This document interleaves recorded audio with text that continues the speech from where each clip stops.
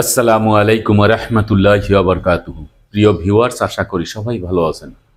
আজকে যে বিষয় নিয়ে আলোচনা করব সে বিষয় হচ্ছে জমির দলিল আছে, আরএস খতিয়ান এবং দখল অন্যের নামে, তাহলে দলিল কি টিকবে কি টিকবে না, এই বিষয় নিয়ে বিস্তারিতভাবে আলোচনা করব। তাই ভিডিও না টেনে সম্পূর্ণ ভিডিও দেখার জন্য অনুরোধ রইল। আর ভিডিও দেখার পরে যদি ভালো লাগে, মন চায়, তাহলে চ্যানেলটি সাবস্ক্রাইব করে পাশে থাকা বেল বাটনটি অন করে দিয়ে আমাদের সাথেই থাকুন। প্রিয় ভিউয়ার্স, জমির দলিল আছে, জমির মালিকানা আপনার, কিন্তু জমির আরএস খতিয়ান এবং দখল অন্যের নামে, তাহলে দলিল টিকবে কিনা, জমি ফেরত পাবেন কিনা। আমরা জানি যে খতিয়ান অর্থাৎ রেকর্ড খতিয়ান, এই রেকর্ড খতিয়ানটি আমি আমার ভাষায় সব সময় আপনাদেরকে বলি যে এই রেকর্ড খতিয়ান হচ্ছে সম্পূর্ণ সরকারের একটি দলিল।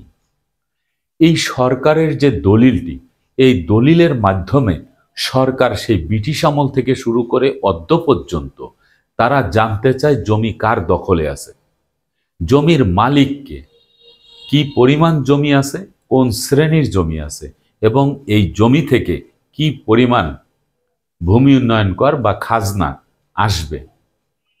তারই ভিত্তিতে সরকার 10 বছর, 20 বছর, 25 বছর, 30 বছর পরে এই জরিপ কার্য পরিচালনা করে থাকে, এবং এই জরিপ কার্য পরিচালনা করার ফলে আমরা জমির একটি খতিয়ান পাই।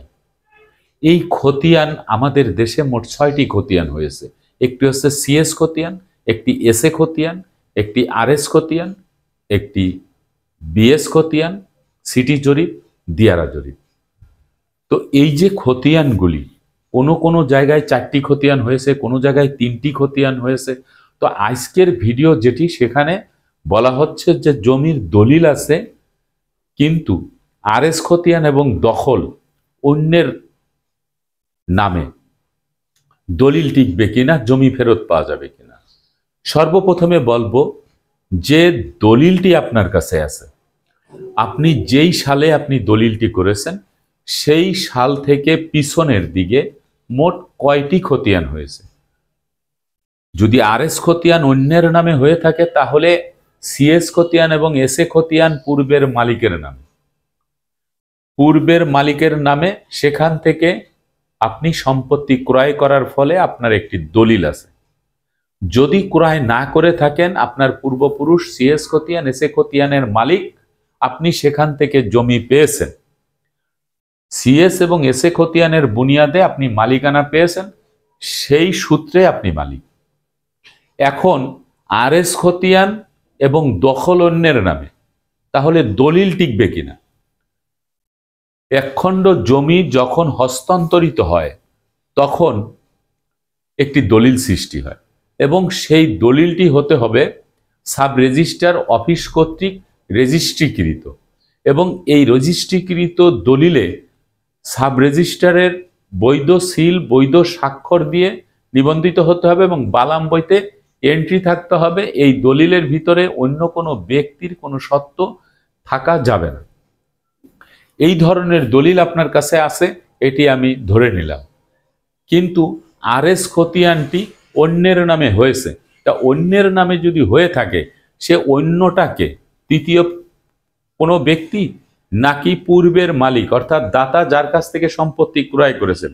অনেক সময় দেখা যায় সম্পত্তি বেচা কেনা করার সময় একটি জরিপ কার্য জরিপ কার্য প্রচলন থাকে বা চলতি অবস্থায় থাকে, তখন এই জরিপটি পূর্বের মালিকের নামে হয়ে যায়। আবার দেখা গেছে যে জমি ক্রয় করার পরে যিনি নতুন মালিকানা পেল, তিনি যদি নামজারি না করে, সেই ক্ষেত্রে জরিপকারকরা পূর্বের খতিয়ান দেখে পূর্বের মালিকের নামে খতিয়ান করে দেয়। অনেক সময় জরিপকারকের ভুলের কারণে খতিয়ানটি পূর্বের মালিকের নামে হয়, এটাও হতে পারে। আবার জরিপকারকদের ভুলের কারণে হোক, উদ্দেশ্য প্রণোদিতভাবে হোক, বা পার্শ্ববর্তী অন্য কোনো ব্যক্তি ছলছাতুরি করে নিজের নামে আরএস খতিয়ানটি করে নিয়েছে। তো তৃতীয় ব্যক্তির কাছে যখন খতিয়ান অন্যের নামে হয়ে গেছে, সেই খতিয়ান মূলে তিনি দখল, জোর জবর দখল করে রেখেছে, অথবা তার পূর্বেই তার জমি দখলে ছিল। তা আপনি যখন জমির প্রকৃত মালিক, আপনার এই দলিল কিন্তু বাতিল হবে না। কারণ দলিল বাতিল করতে হলে বিজ্ঞ আদালতে যদি আরএস খতিয়ানের যিনি মালিকানা পেয়েছেন তিনি বা অন্য কোনো পক্ষ যদি এই দলিলের বিরুদ্ধে যথাযথ প্রমাণ নিয়ে যদি বিজ্ঞ আদালতে মকদ্দমা করে এবং আদালত যদি আপনার এই দলিল বাতিল করে, তাহলেই শুধুমাত্র দলিল বাতিল হতে পারে। আর দলিলে যদি অন্য কোনো কারো সত্য না থাকে, আপনার দলিল থেকে পিছনে যে মালিকানার চেইন এটি যদি ঠিক থাকে, এই দলিল কখনো বাতিল হবে না। এখন অন্যের নামে যদি, তৃতীয় কোনো ব্যক্তির নামে যদি আপনার আরএস রেকর্ডটি হয়ে থাকে, তাহলে এই আরএস রেকর্ডটি সংশোধন করে আপনার নামে আনার জন্য আপনাকে রেকর্ড সংশোধনের জন্য দেওয়ানি আদালতে মকদ্দমা করতে হবে। পাশাপাশি আপনার ওই যে জমি অন্যের দখলে, যার আরএস রেকর্ড যার নামে তার দখলে, এই দখল পুনরুদ্ধারের জন্য আপনাকে আদালতে মকদ্দমা করতে হবে। এটি হচ্ছে একটি বিষয়। আর যদি পূর্বের মালিকের নামে আরএস খতিয়ানটি হয়ে থাকে, আপনি যেই সালে জমিটি ক্রয় করেছেন সেই চলমান আরএস খতিয়ানটি আপনার নামে না হয়ে পূর্বের মালিকের নামে হয়েছে, অথবা পরবর্তীতে যে রেকর্ড খতিয়ান কার্যক্রম করা হয়েছে, জরিপ কার্যক্রম, সেখানে আপনি নামজারি না করার কারণে ভূমি মন্ত্রণালয়ের যে সংশ্লিষ্ট বিভাগ ভূমি অফিস, তাদের পুরাতন ডকুমেন্টস বা নথিপত্র দেখে পূর্বের মালিকের নামে রেকর্ড খতিয়ান করে দিছে। তো এরকম যদি হয়ে থাকে আরএস খতিয়ানটি, তাহলে আপনি দি এস্টেট একুইজিশন টেন্ডেন্সি অ্যাক্ট 1950 144 বিধানে 143 ধারায় আপনি এসিল্যান্ডের কাছে গিয়ে আপনি এটি প্রকৃত ভুল এবং যথার্থ ভুলের যেই জায়গাটি আছে, যেই পরিপত্রটি জারি করা হয়েছে ভূমি জরিপ অধিদপ্তর কর্তৃক ভূমি মন্ত্রণালয় নির্দেশে, এই পরিপত্রের মধ্যে আপনি দেখবেন স্পষ্ট করে প্রকৃত ভুল এবং যথার্থ ভুল যে জায়গাটা, এই ধারায় আপনার এই জরিপ আরএস খতিয়ানটি সংশোধন করে দিতে পারবেন একমাত্র এসিল্যান্ড। সেখানে বলা হয়েছে যদি ওয়ারিশ সূত্রে পাওয়া সম্পত্তি সন্তানরা মালিক হয়ে যায় বাবা মায়ের মৃত্যুর পরে, এই সন্তানদের নামে রেকর্ড না হয়ে যদি বাবা মায়ের নামে রেকর্ড হয়ে যায়, তাহলে সেটি এসিল্যান্ড সংশোধন করে দিতে পারবেন। আরেকটি হচ্ছে জমি ক্রয় করার পরে যদি কোনো রেকর্ড পূর্বের মালিক অর্থাৎ দাতার নামে যদি হয়ে যায়, তাহলেও এসিল্যান্ড এটি সংশোধন করে দিতে পারবেন। সেটির জন্য একটি পরিপত্র কিন্তু জারি করা আছে।